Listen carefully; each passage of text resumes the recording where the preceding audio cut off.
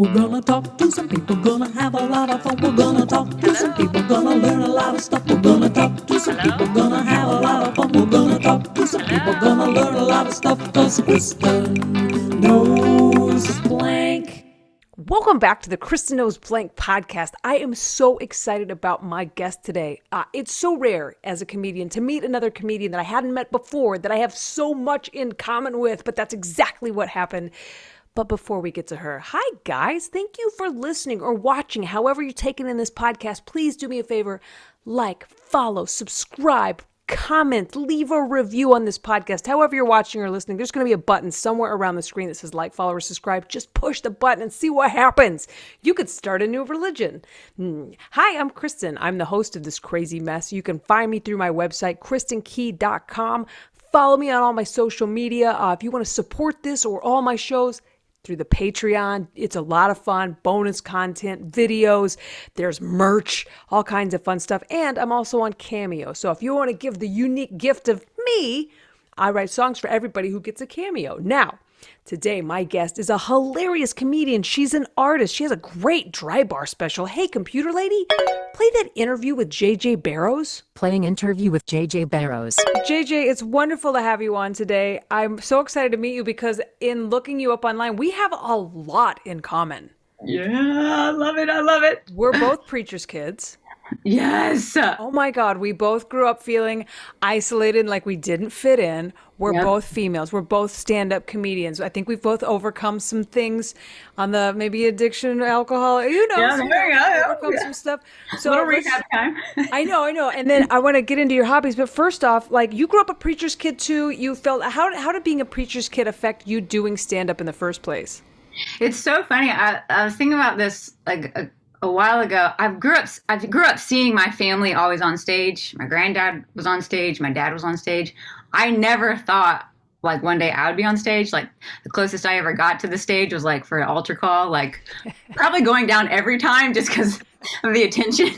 I think I was like really desperate for it. And eventually I wasn't allowed to go down anymore. They can do that. You're like, no, you've come forward to me now. We know you're a sinner. Just sit down. We all know why you're down here. So why is that for preachers' kids? Because I know a lot of us end up in stand-up or recovery.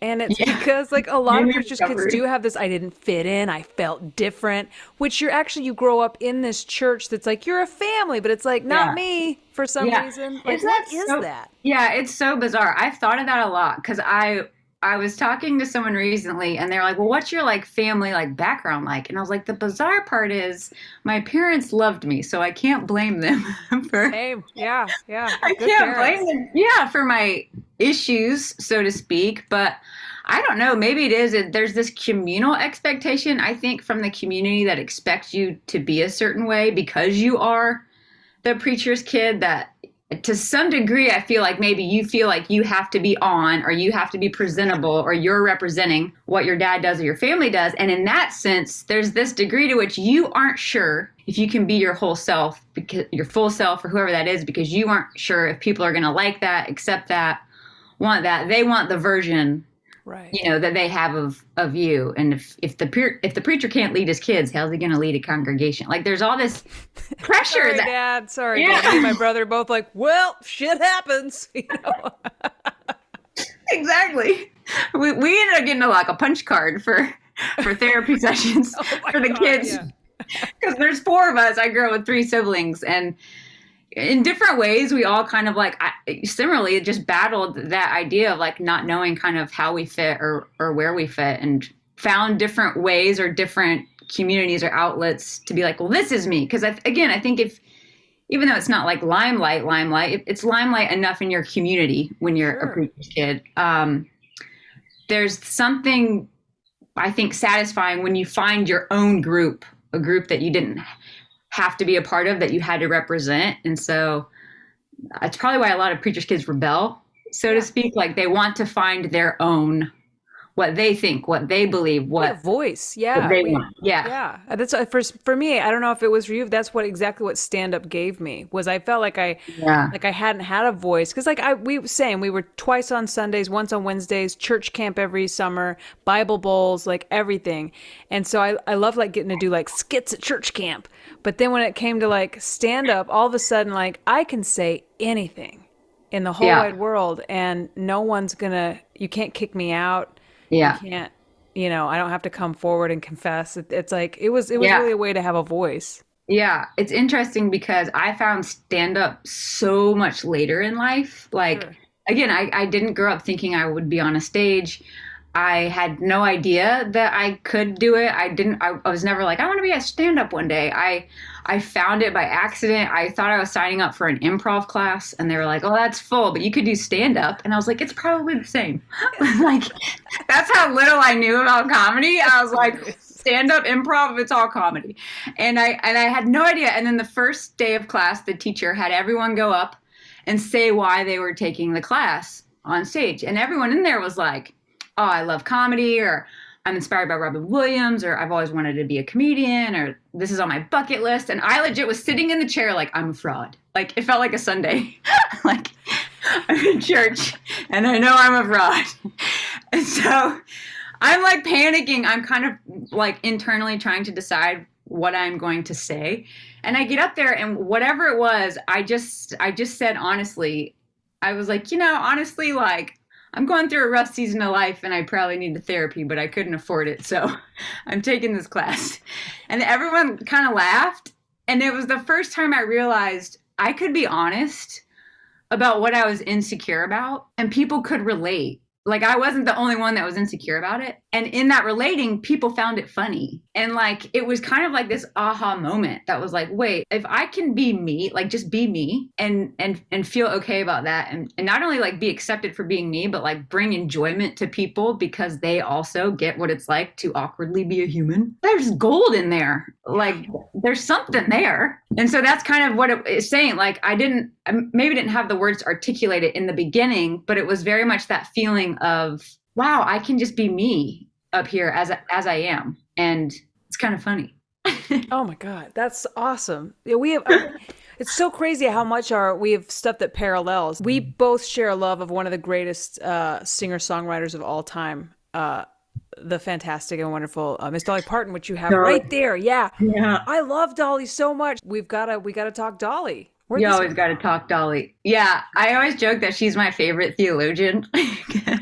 I would worship Dolly Parton. I would absolutely worship Dolly Parton. Absolutely. Yeah. Or I'd follow her like as if she was a cult. Yeah. It'd be a good cult. I've always loved her music, but kind of like what we were talking about earlier, like I don't watch a lot of comedy because I get anxious or whatever. And so when people always ask me like, who inspires you comedically or who's your favorite comedian? And I always have a hard time answering because there might be people that I find funny, but then there is also maybe like the way they live their life outside of the stage. And sometimes I'm like, oh, I don't know if I want to walk that route.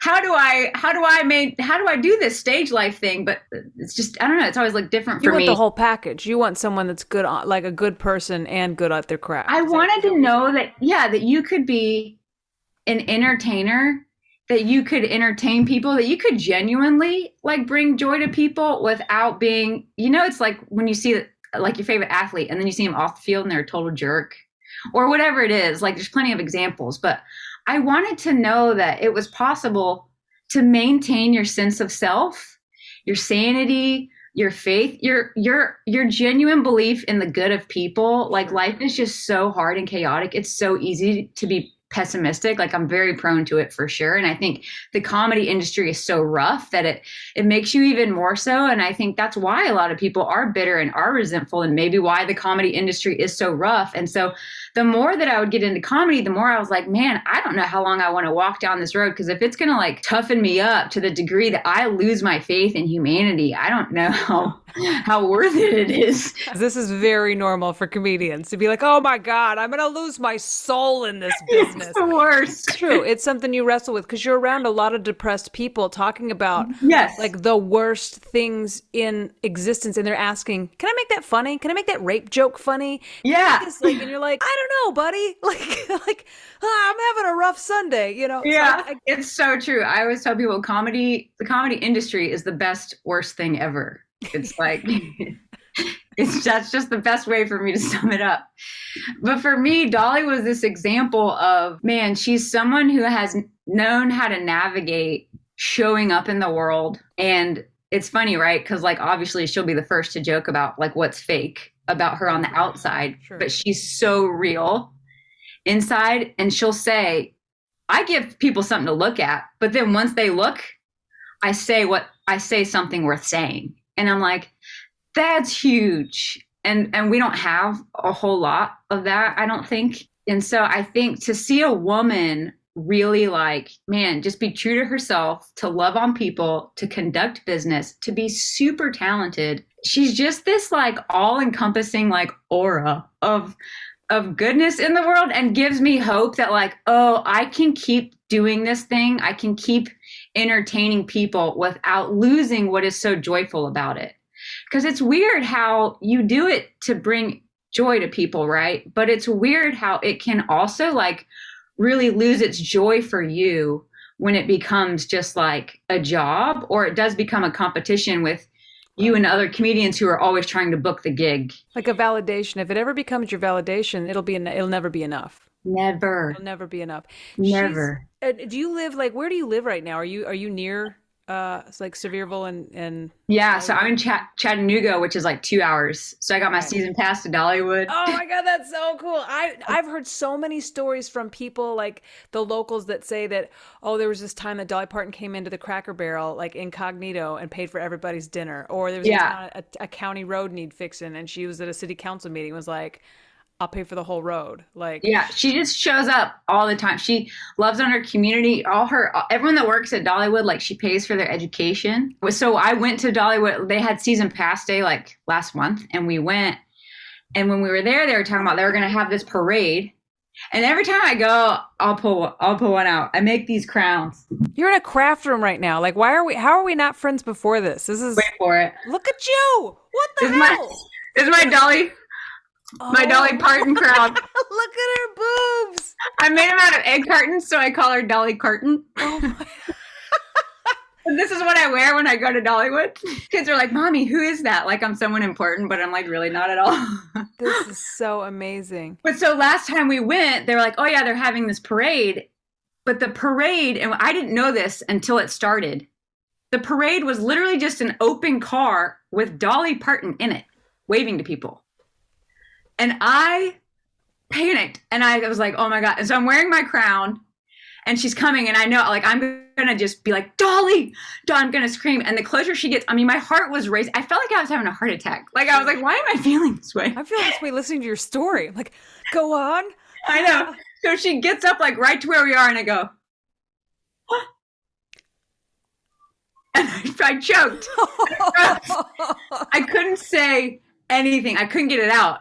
And Josh, my husband's behind me going, babe. And I just was like, but she saw my crown and she pointed. I have pictures of it, and my husband has it on video. She goes, whoa, and she waves and she does this. And I'm like, yeah. And I just like watch her go by. So at least I got the slightest bit of acknowledgement for my Dolly Parton crown. She would do it. There's like Molly and I, my wife, have talked about like celebrity, like, do I get starstruck? Most people, not in a million years. Dolly, for some reason, I don't think I could keep it together. I'd probably cry or something. And it's not like me, but she's bigger. She's bigger than that to me. Same. Yeah. It's because that's what's weird about it, is that though she's a celebrity, she's such a real person. Right. Oh, every interview I've seen her in, she doesn't sidestep questions. She looks you straight in the eye. She's so sweet, so kind. But and musically, like as a singer-songwriter, I can't even, I mean, it's just it's unbearable to me that she has that much talent. It's just it's too much for me. So I just listen to her and love it. Yeah, the songs, not only the songs that she's written, but the amount of songs. Like people don't realize like how much she's actually like written. Like that, like, and she'll just like and spout it out. It's like the talent is insane, and like I credit her with my own like journey back to like spirituality and stuff, because I was her when she talks about stuff, and she's very honest about the fact that she prays or she talks to God, and she, you know, when something is bothering her or hurting her, or when someone's in need or whatever it is, when she has a decision to make. Like there was something about that spoke to me that was like, man, it's funny how, you know, you throw the baby out with the bathwater for me, or maybe for other preachers' kids, you grow up in the church and it rubs you the wrong way enough that you're like, I'm done with all of it. Absolutely. But there is something in there that's like, but at the same time, I hope there's something bigger than me out there. Because if not, like, what is the point? Like, whoa.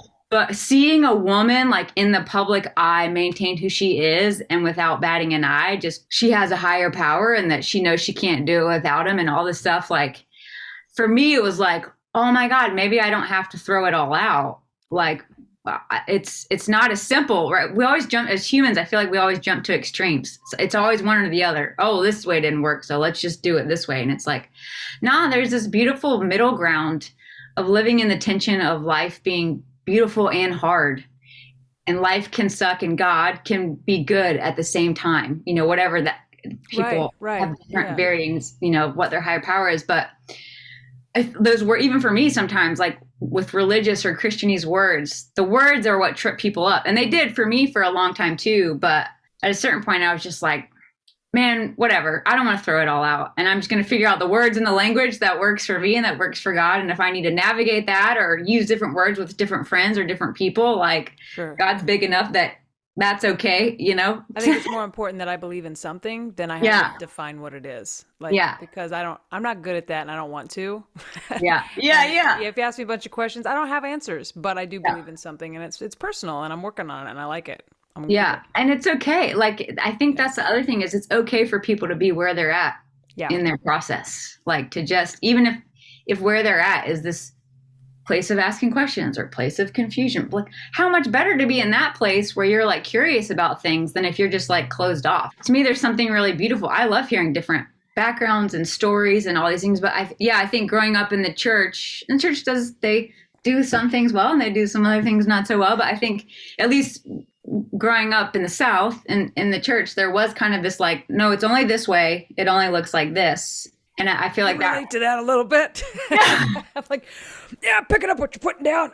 Try to say nice. I try not to bash them at all because it's like, well, it's none of my business now. But it was rough growing up in that. And it's our way or hell was the alternative. It's our way or hell. And that was as a child. It's like, terrifying. It's hard.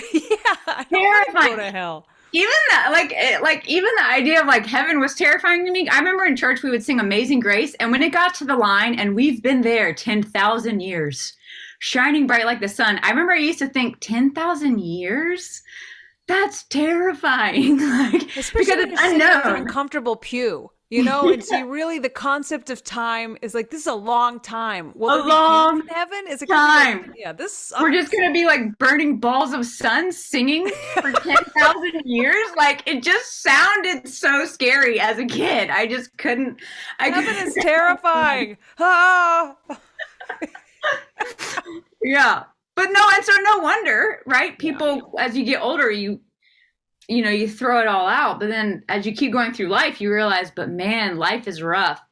I need something. There's got to be something. And I credit Dolly with Dolly. That's it. We've adopted Dolly as our full personal circle. Lord and Savior now. She's us. I saw the video of a guy who said, Dolly is the closest thing that we have to a modern day savior or whatever it was. I can't remember the word. He might have said savior. He said, so we have officially adopted the name for Dolly to be Jesus. Jesus. Oh, she's wonderful. She's wonderful. It's time for 5 quick questions. 5 quick questions with JJ Barrows. Question number 1. You have been offered 3 times any rate you've ever been paid if you will do stand-up comedy at a nudist resort nude. Do you take the gig? No. It's a flat no. Flat no. No amount of money, or did I came in too low? No amount of money. Do you know what though? It has nothing to do with nudists. All power and respect to you. It's my own insecurities. You just couldn't perform naked. I don't know if I could do it. I couldn't focus. I don't know if I could. Who knows? Maybe it would be the most freeing thing, and I would need it. It might be therapeutic, but I can't imagine I would do well. I'm like, wow, if everybody else is naked too, maybe that would even the playing field. And I do like money. I would do weird stuff for money. I would be so distracted though. If everyone else was naked, I'd be like, wow, what are we working with here? Is this on the table? Am I supposed to make fun of it? Probably not. I probably shouldn't. I'm going to want to. There's no way I could stick to my material. Like it just would be so distracting. It's a no. All right, number two. You're about to swear and you notice a kid in the room. What is your go-to almost swear? Oh, that's a good one. Probably fudge. You're a fudger? Truck.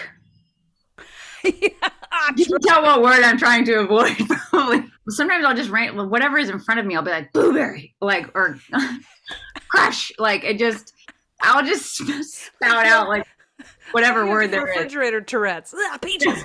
Like, yeah. Okay. See, I like these questions. I learned a lot about the guest this way. Yeah. Question number three. Choose. Oh, this is a weird one. Okay, they're getting weird. They're going to get weirder now. I've never asked this one before. Choose a new profession for yourself. The profession has to fight other professions in a death match using only the tools of their trade. What is your new profession, and why do you think you'd win? A death match. Whoa. Okay. Wow, this is a curious question. Well, my automatic response was going to be I would be a therapist. You have a pen, a notepad, and a bunch of books. Yeah, a death match. Wow. Yeah. Wits. I feel like with a pen, I could really get in there. Like, but if I'm a gynecologist, I could speculum the crap out of you. Oh my God. This could be an entertaining death match, though. I feel like it could. Because, yeah. A lawyer, you'd think, oh, that's a great profession until it comes to a death match with your tools. A dentist would kick a lawyer's ass. Yeah. And you could use mind games and like reverse psychology. Like, you know what I mean? Like mentally mess with them and catch them off guard and then like, pop. Like, therapist doesn't seem so bad after all, does it? Right? Are you going to stick with therapist? Is that your final answer? I think I'm going to stick with it. Yeah. Therapy death match. Good luck in your death. I'm going to stick with gynecologist because I usually wouldn't want to be one, but I like all those tools at my disposal. That's so good. Okay, they're getting worse. Question number 4. You're kidnapped and entered into a hot dog eating contest. To save your life, how many hot dogs could you eat? Okay, well, I have won a hot dog eating contest before. Shut up! Yeah, and they put a twist on it. They put jalapenos or whatever the really hot pepper is in the hot dogs. Okay, like probably, a worst. Yeah, probably if it wasn't not just like a hot dog with like the jalapenos in it, but like literally on top of the hot dog, so it was the straight up like peppers. And probably that's mainly the main reason that I won because it was all dudes and me. It was at a Relay for Life or one of those events, it was so this is back in the South. There was a military college. So it was all dudes. It was this event they were putting on it's like one of those like walk all night for, I'm going to butcher it. It might've been like cancer or something. That sounds like I'm downplaying it. No, sorry. No, it's fine. It's fine. It's more, I know the story, the hot dogs are the most important part. You know what I mean? Yeah. It was it was for a good cause. Sure. I believe you 100%, whether it was for deaf children or cancer, doesn't matter. Oh, how many they had to be because people were walking all night and they would take turns. They also had to have entertainment and whatever things going on. So at a certain part of the night, they said, "Oh, now it's time for the hot dog eating contest." And I don't know why one of my friends thought it would be a good idea for me to enter. I think she just thought it would be funny because she's like, "Oh, it's like all those dudes, and then like you get up there and blah blah whatever." And so I was like, "All right, I'll do it." But then they said there's going to be like jalapenos on the hot dogs. And so I ate a total of 8 hot dogs with jalapenos on them. And I won. I beat the guy. The last guy that tapped out at 7. And they're all just like heads down, like mouths burning. I'm telling you though, the next day, like it wrecked me. Like it was probably the worst thing. I'm sure. Wrecked me. I felt violated. I don't recommend it. I have it. I mean, I don't want to talk about it, but it's like I would have just died. Yeah, because I don't even really do spicy, but there was something about it mentally. If it was like a timed thing, like if we had to like hurry, I don't know if I would have done as well. Like, eat as many in a certain amount of time. But because there was no time limit, it literally was just when you tapped out. I dug my heels in mentally. I went back to, the training of my youth, and I was like, I can do all things through Christ who strengthens me. So to answer this question, to save your life, How many hot dogs do you think you could eat? Is it just like however many it takes, I guess? Yeah. Yeah. Okay. I think so. Man, some people on this one, because this is a standard question, some people on this one have your attitude, and then every time I'm like, maybe 4. I'd get full. But some people just have more of a will to live and overcome. I really respect that. Okay. Question number 5. Oh, sorry. You're kidnapped, and you're forced into a karaoke contest. Ooh. To save your life, what song do you sing?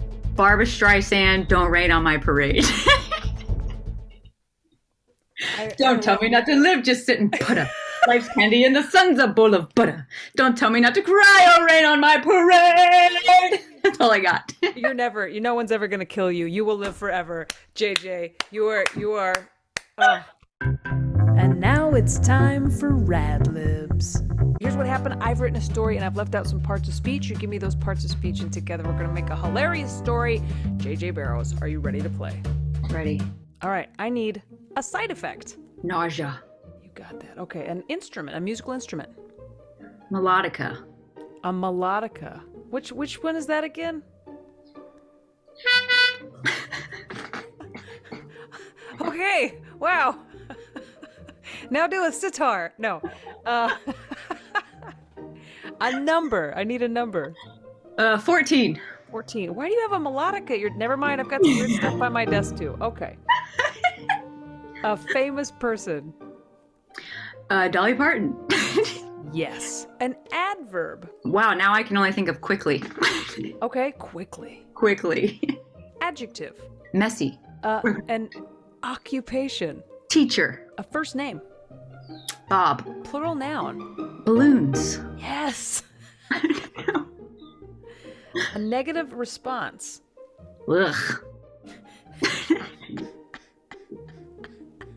That's a good one. Food. Pizza. Yes, I knew you were going to say pizza. Don't ask me how. I don't know. An excuse. I can't. I've got to work. A frequency. Like how often? A moderate amount? A body part. Arm. A life event. High school graduation. When you think you can do anything. A liquid. Pepsi. I don't know what it is. Yes. I don't even drink Pepsi. And good advice. Be kind. Love others. Try harder. Awesome. We have a story, my friend. We have a fantastic story. Oh my gosh. I'm so excited. Inspired by you. This was written for you. It's called Just an Old-Fashioned Love Song. I'm so excited. I am too. I heard a song today that instantly gave me nausea. I've never heard anything like it. Just a guitar, a melodica, 14 backup singers, and Dolly Parton singing lead. The song was called Loving You Quickly. It's a love song about a messy boy and his unrequited love for the teacher next door, Bob. This is so good. I want to play the song now. I want to hear it. In the song, the boy tries everything to make the teacher fall in love with him. He sends him a bouquet of balloons, but the teacher says, blech.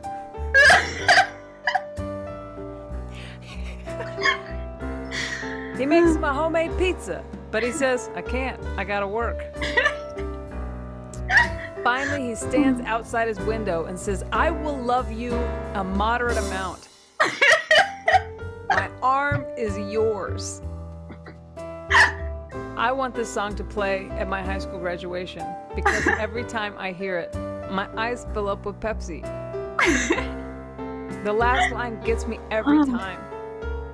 The teacher looks at the boy from the window and says, quickly, be kind, love others, try harder.